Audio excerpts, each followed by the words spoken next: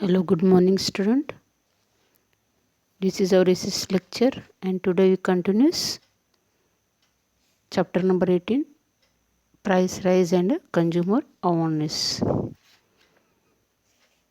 We continues page number 152, and the point second, right of consumers. Okay, last lecture, the point is we already know about the right of to safety, and the second point is a right to get information. Now third point is a right to choose.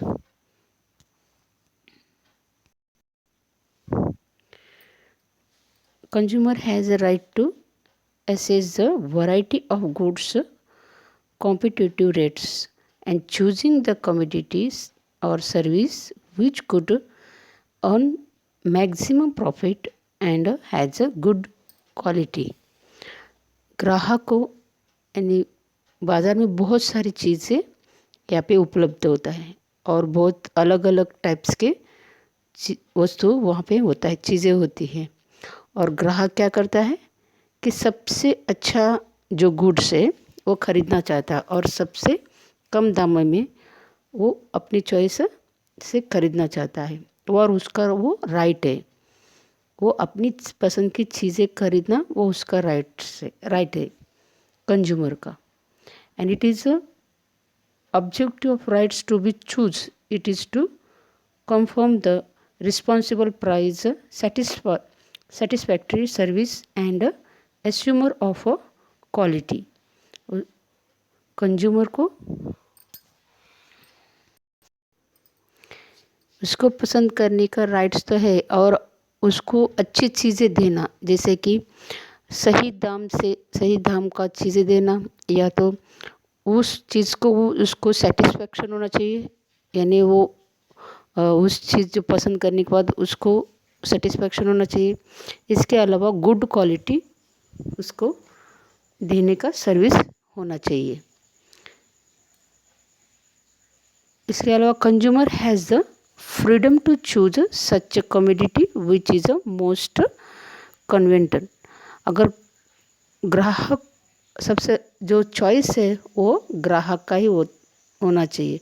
जैसे कि हम दुकान में जाते हैं तो अगर दुकान में बहुत सारी चीज़ें होती है, लेकिन जो व्यापारी है या तो जो दुकानदार है तो हमारे ऊपर कोई चीज़ें लेने का वो प्रेशर नहीं कर सकता है।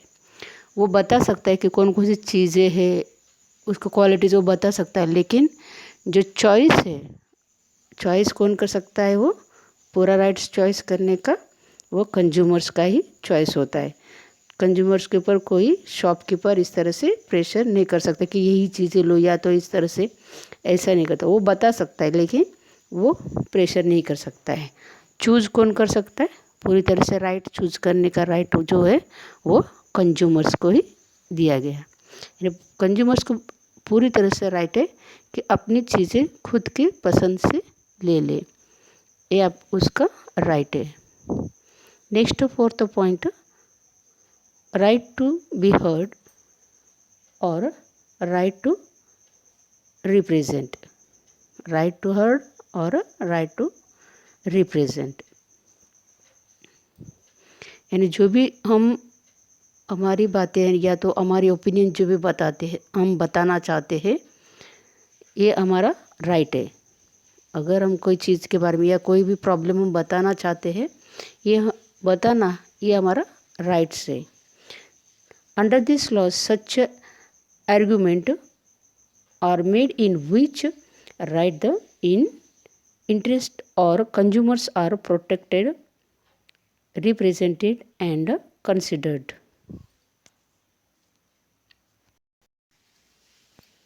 इस लॉ के अंतर्गत इस तरह से बताया गया, अगर कोई कंज्यूमर अगर उसका कोई आर्गुमेंट कर रहा है या उसका कोई फरियाद कर रहा है तो उसको पूरी तरह से राइट है कि उसका फरियाद सुन ले, या उसकी फरियाद जो भी फरियाद कर रहा है उसको उस फरियाद को उसके ऊपर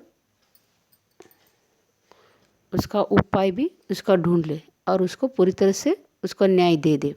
इस तरह से और इसमें उसकी फरियाद सुनने का और उस फरियाद को जो भी है उस चीज़ को सॉल्यूशन करने का काम हर क्षेत्र में उसके बारे में एक ग्राहक यानी जो जैसे कि ग्राहक सुरक्षा केंद्र, इस तरह से जो सेंटर्स होते हैं, इस तरह से उसको ग्राहक को यानी इसके अंदर कोई पॉलिटिक्स इस तरह से कुछ नहीं होता, लेकिन खाली ग्राहकों का बातें सुने और उसकी प्रॉब्लम्स सॉल्यूशन करे।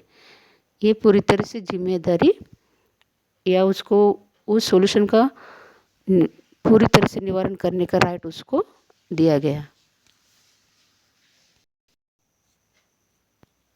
और ऐसी संस्था है स्थापना चाहिए जहाँ पे कोई उस संस्था या तो उस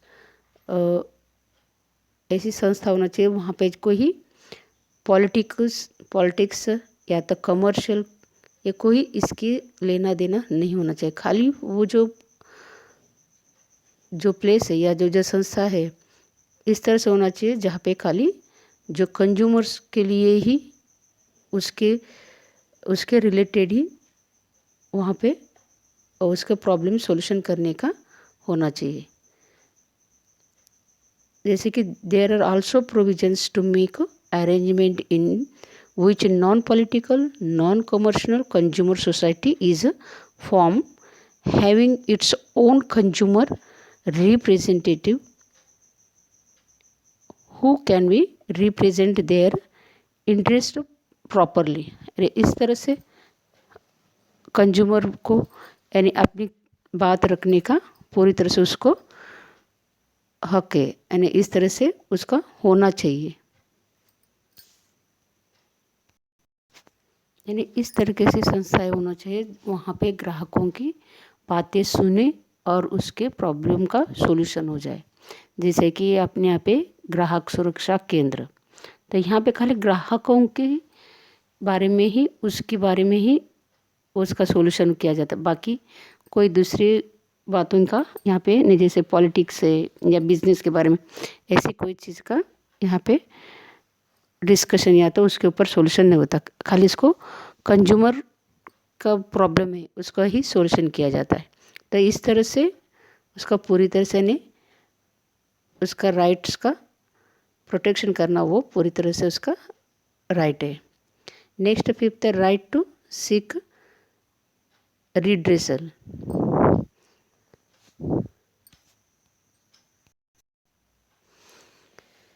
This right gives right to the consumer to make a complaint against the dishonest commercial practices or loss due to the negligence or ethical exploitation। अगर कोई भी व्यापारी से या बेदरकारी के कारण अगर ग्राहक को अगर कोई भी नुकसान हो जाता है या तो ग्राहक का कुछ शोषण किया गया होगा और अगर उसे फरियाद करता है ग्राहक, तो उसको निवारण के लिए उसका जो भी नुकसान हो जाता है, ग्राहक का जो भी नुकसान होता है, वो जो व्यापारी है उसको पूरी तरह से उसका जो भी नुकसान हुआ है उसकी भरपाई करना ये उस व्यापारी का या तो उस शॉपकीपर का उसको देना पड़ेगा। It is also give the right to the consumer to be prevented from loss by asking for the compensation. In this, consumer may be asked for one or more than one relief like exchange of goods, returns of money, repair without asking for charge, etc. अगर उसको उस भरपाई किस तरह से करेगा, अगर ग्राहक अगर कोई कंज्यूमर को अगर नुकसान होता है तो उसकी भरपाई किस तरह से करेगा, या तो उस चीज़ का नुकसान भरपाई करके देगा जो शॉपकीपर है या तो जो मैन्युफैक्चरर है, तो वो या जो व्यापारी है वो किस तरह से भरपाई करके देगा कि उसके गुड्स जो भी चीज़ें हैं उसको या तो एक्सचेंज करके देगा, उसके बदले में दूसरी चीज़ें देगा, या तो रिटर्न वो गुड्स रिटर्न लेके दूसरी देगा, या तो मनी रिटर्न करेगा, जितने जितने में उसने लिया उसको मनी रिटर्न करेगा, या तो उस चीज़ को रिपेयर करके दे देगा। अगर कोई चीज़ अपने लाया है उसके अंदर डिफेक्ट होता है तो उसको रिपेयर करके देगा, या और वो जो भी चीज़ें करेगा वो उसके बदले में वो बिल्कुल चार्ज उसके पास से नहीं ले सकता है। Consumer may ask for the incentive और not, but it is intended to get incentive. अगर ग्राहक अगर उसको मांगे या ना मांगे, लेकिन ये आपका राइट्स इसके अंतर्गत दिया गया। इसकी पूरी तरह से भरपाई जो भी उसके नुकसान हुआ उसको पूरी तरह से जिम्मेदारी है उसको पूरी तरह से देना, इसको राइट में बता गया है। अगर ग्राहक चाहे तो ले सकता है, ग्राहक को लेना ये उसका राइट्स है, अगर लेकिन इसके बारे में पूरी तरह से वो हकदार है, इस तरह से इस राइट्स में दिया गया। Next sixth point, right to consumer education, यानी कंज्यूमर को अपने राइट्स के बारे में पूरी तरह से उसको जानकारी होना, ये इसका अधिकार है। This is right ensure that consumer gets complaint information and develop the patience and skills. हर इसके बारे में जो कंज्यूमर है उसको पूरी तरह से जानकारी देना,